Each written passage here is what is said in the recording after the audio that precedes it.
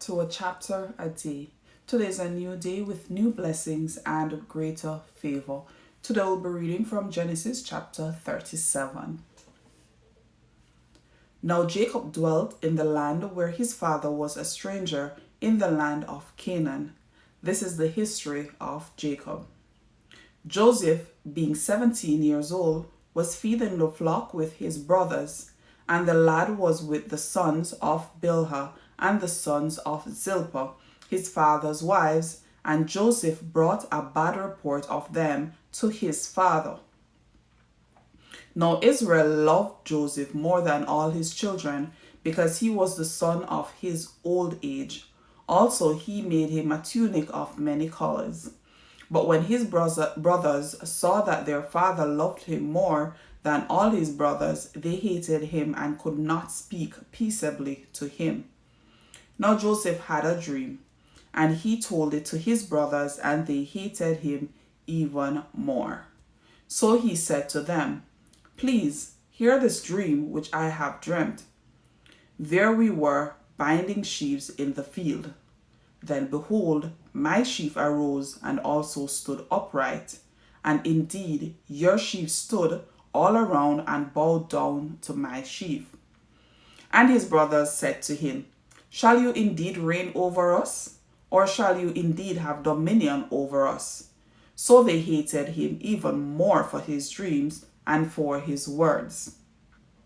Then he dreamt still another dream and told it to his brothers and said, "Look, I have dreamt another dream, and this time the sun, the moon, and the 11 stars bowed down to me."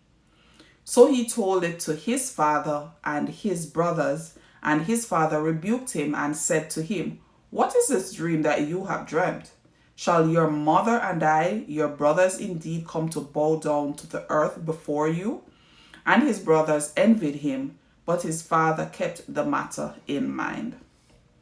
Then his brothers went to feed their father's flock in Shechem. And Israel said to Joseph, "Are not your brothers feeding the flock in Shechem? Come, I will send you to them." So he said to him, "Here I am." Then he said to him, "Please go and see if it is well with your brothers and well with the flocks, and bring back word to me." So he sent him out of the valley of Hebron and went to Shechem. Now a certain man found him, and there he was wandering in the field. And the man asked him, saying, "What are you seeking?" So he said, "I am seeking my brothers. Please tell me where they are feeding their flocks." And the man said, "They have departed from here, for I heard them say, 'Let us go to Dothan.'" So Joseph went after his brothers and found them in Dothan. Now when they saw him afar off, even before he came near them, they conspired against him to kill him. Then they said to one another, "Look, this dreamer is coming. Come therefore, let us now kill him and cast him into some pit, and we shall say, 'Some wild beast has devoured him.' We shall see what will become of his dreams." But Reuben heard it, and he delivered him out of their hands and said, "Let us not kill him." And Reuben said to them, "Shed no blood, but cast him into this pit which is in the wilderness, and do not lay a hand on him, that he might deliver him out of their hands and bring him back to his father."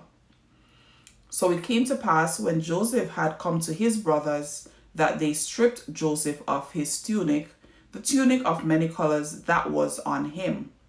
Then they took him and cast him into a pit, and the pit was empty, there was no water in it. And they sat down to eat a meal. Then they lifted their eyes and looked, and there was a company of Ishmaelites coming from Gilead with their camels, bearing spices, balm, and myrrh, on their way to carry them down to Egypt. So Judah said to his brothers, "What profit is there if we kill our brother and conceal his blood? Come and let us sell him to the Ishmaelites.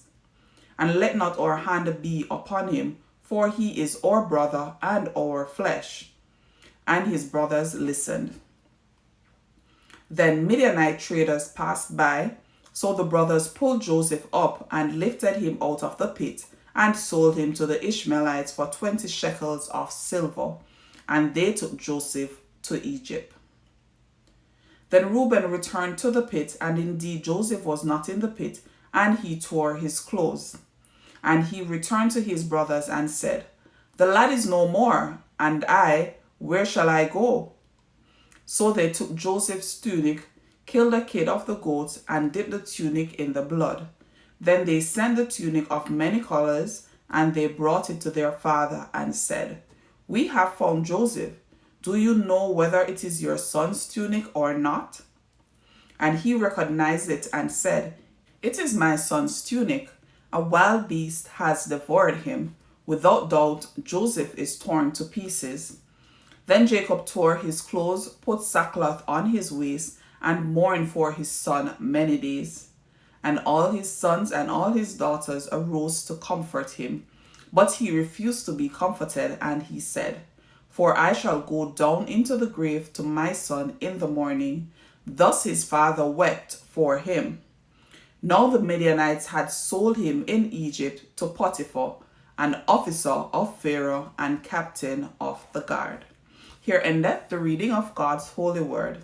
So we just looked at Genesis chapter 37, which introduced the story of Joseph, who was the favored son of Jacob, who is sold into slavery by his jealous brothers. So we saw several events that happened in the story. So we saw where Joseph had dreams that showed the future, where he would rise to power. He shared them with his family, and it provoked jealousy within them.